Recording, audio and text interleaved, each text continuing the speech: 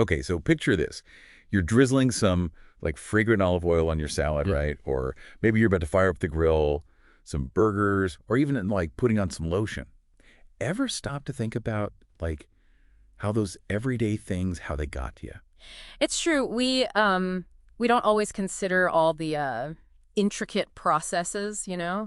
the ones behind all these products that we use every day. Exactly. And behind a lot of them is this skilled like oilseed presser person, right? Yep. They take these like simple seeds and make them into these valuable oils. Yeah. So today we're doing a deep dive on this career oilseed pressing.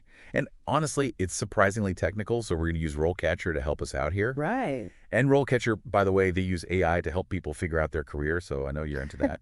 Oh, yeah, totally. It really is fascinating how technology is changing like everything, even in these fields like oil seed pressing. But so at its core, this job, it's all about understanding this balance, this delicate balance of pressure and temperature and timing to get these like really pure oils from different seeds. Hold on, delicate balance. We're talking about these like huge hydraulic presses, right? There's the source said they were like the size of a small car. Yeah. Can you like help me out here? I'm having trouble picturing this. Okay, yeah. Yeah. Imagine like a press so powerful that it could like crush a car into this tiny little cube. That's how strong we're talking about. Oh, Yeah. wow.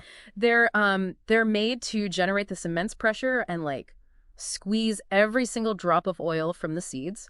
And it's not just about, just crushing it with a lot of force. Remember all those other factors I mentioned. Temperature? Yeah. So temperature, that plays a huge role in like what the oil can even be used for and the quality. Okay, so that's like what's up with cold pressed versus regular oil. I've heard cold pressed is better, but like why? You're right. It is. That rich, nutty flavor you get with cold-pressed olive oil, that's because those lower temperatures keep all those delicate aromas and nutrients and stuff. Heat would damage them. Higher heat will give you more oil, like a higher yield, but you lose some of the good stuff. So it's a trade-off, like trying to get all the juice out of a lemon. Squeeze too hard and it gets all bitter, right? Yeah, exactly. But like I imagine it's not just about the oil, right?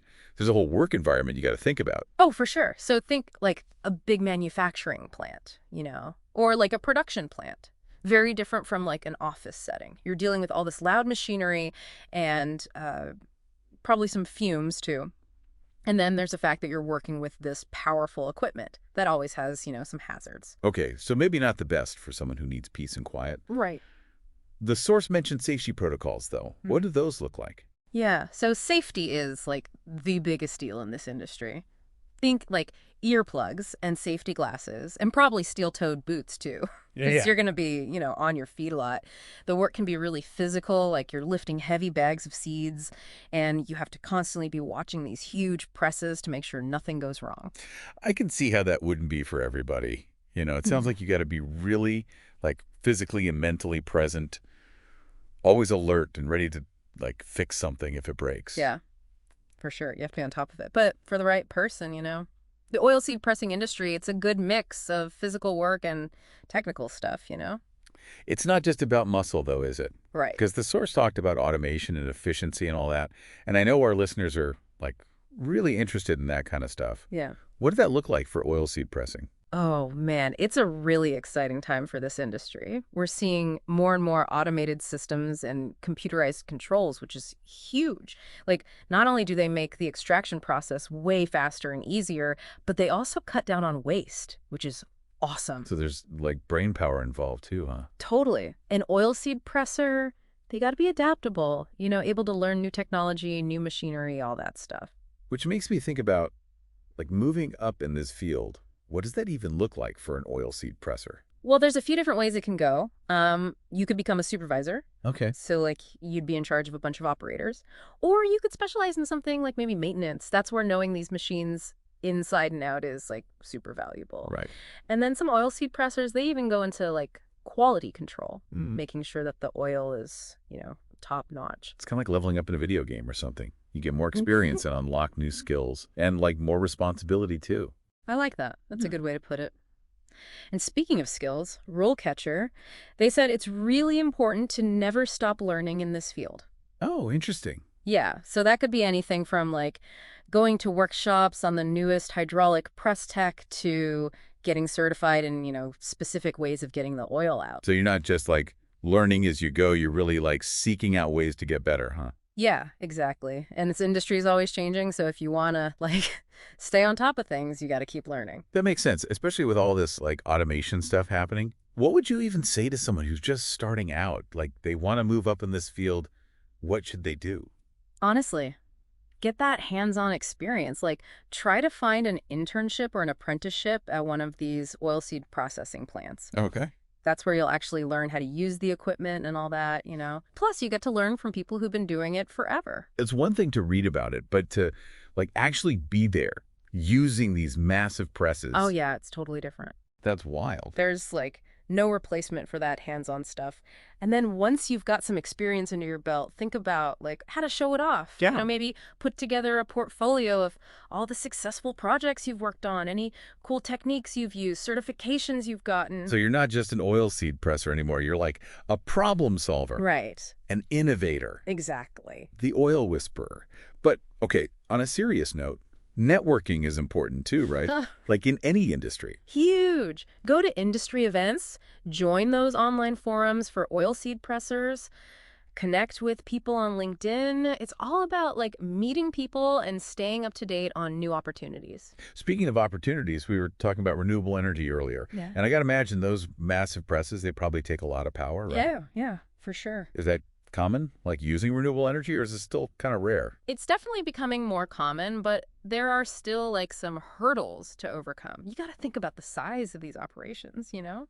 Switching over to solar or wind power, it's not exactly a walk in the park. Yeah, I guess it's not like you can just plug a giant press into a solar panel, huh? Exactly. You need a ton of investment, in the infrastructure, the technology, and then making sure you have a reliable energy source. But a lot of companies are starting to see the benefits, for the environment and for their bottom line. So it's definitely something to keep an eye on. Maybe that's a whole other deep dive right there. But for now, let's talk about the pros and cons of this career path. RoleCatcher, they make it seem pretty sweet. They talk about good physical health, working with your hands, the potential to move up, and even helping out with sustainable agriculture. But let's be real, there's got to be some downsides, right? You're right. It's not all sunshine and rainbows. It can be really physically demanding, and yeah, the work can get kind of repetitive. You're on your feet all day, often around loud noises, and it can be, a little dangerous. And then, depending on the industry and where you live, the work might be seasonal. Oh, right. Which isn't great if you need a steady paycheck year-round. So it's a trade-off. You're giving up that comfy office chair for something a lot more physical. Yeah, pretty much. But if you're the right type of person, the good definitely outweighs the bad. Okay, so let's talk about that right type of person. Yeah.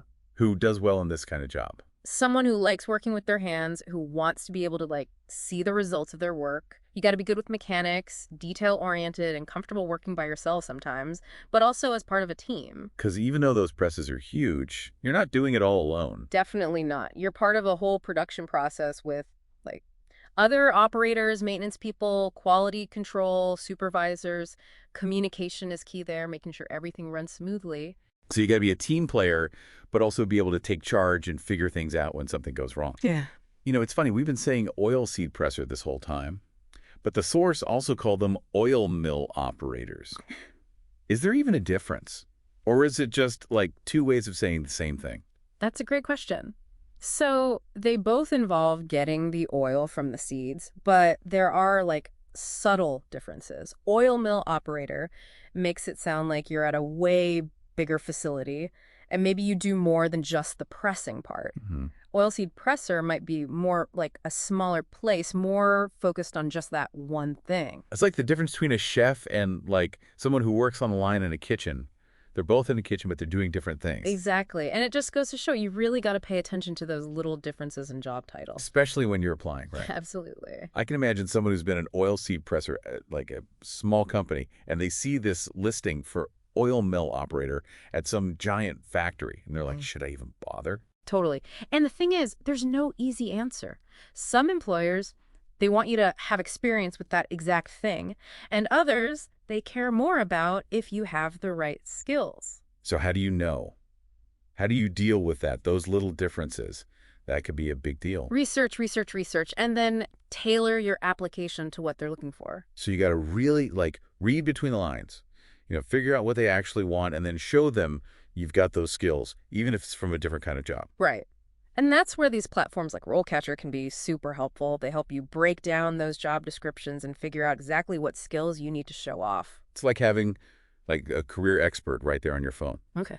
Okay, so we've talked about a lot today, all about oilseed pressing. We covered how it works, the environment, how to move up, the tech stuff, even those tricky job titles. But before we go, I want to leave everyone with something to think about. Okay, so imagine you're in charge of the whole oilseed pressing industry. What would you change? What's the one problem you'd fix to make it even better? Would you try to find even more eco-friendly ways of getting the oil out?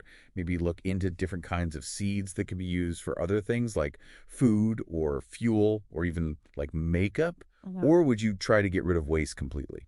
It's really cool to think about how this industry affects so much of our lives. Like it's in our food, our fuel, even the stuff we use to take care of our skin. And as Yeah, more and more people want plant-based oils, it seems like there are only going to be more opportunities to really make a difference. absolutely.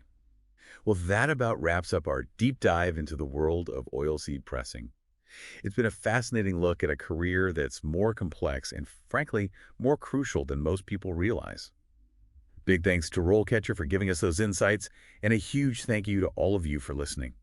Whether you're drizzling olive oil on your salad or firing up the grill tonight, take a moment to appreciate the journey those oils took to get to your kitchen.